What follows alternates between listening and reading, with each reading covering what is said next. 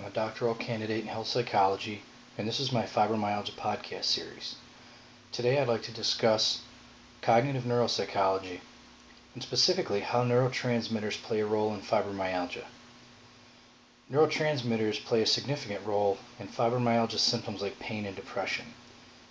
Although more than 60 compounds function as neurotransmitters in the body, the central nervous system is comprised of primarily two neurotransmitters that play a role in fibromyalgia: the excitatory neurotransmitter glutamate and the inhibitory neurotransmitter GABA.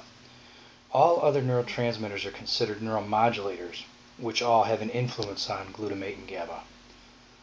Depression is often a result of deficiency monoamine neurotransmitters such as catecholamines, dopamine, norepinephrine, and serotonin, all within the limbic system of the brain.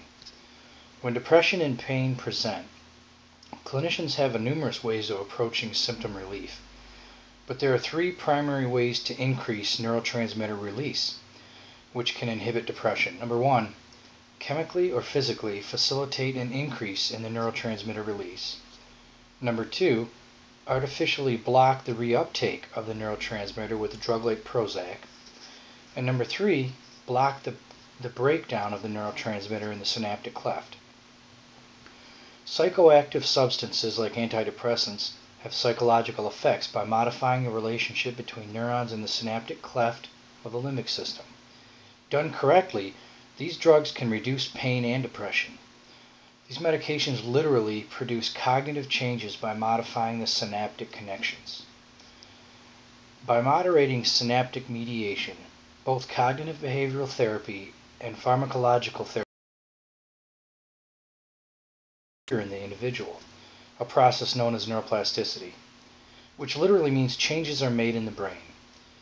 What is interesting for fibromyalgia is that cognitive behavioral therapy produces better and more permanent results in the synaptic cleft to treat pain and depression than medications alone, with the combination of the two producing the best results. The long-term effects of cognitive behavioral therapy are substantially better than pharmacological effects alone.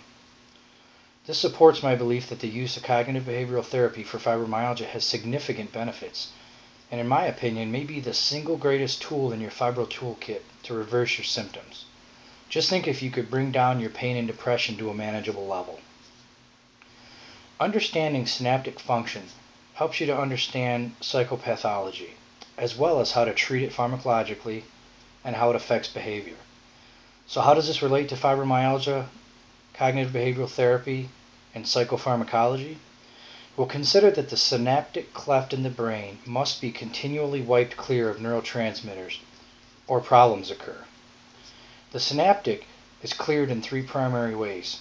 Number one, receptors reuptake or mop up the neurotransmitter and return it to the original presynaptic axon terminal, which is where it originated, so that it can be repackaged again and used.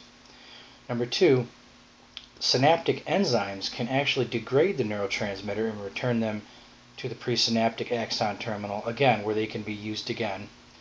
And number three, glial cells can absorb the neurotransmitter. Now consider for a moment the placebo effect. The placebo effect is nothing more than a powerful cognitive process that involves the expectation of a positive outcome. This all begins with perception. The placebo effect accounts for half of the analgesic effects of drugs like Vicodin and 80% of the effects of drugs like Prozac, two of the most commonly prescribed drugs with fibromyalgia patients.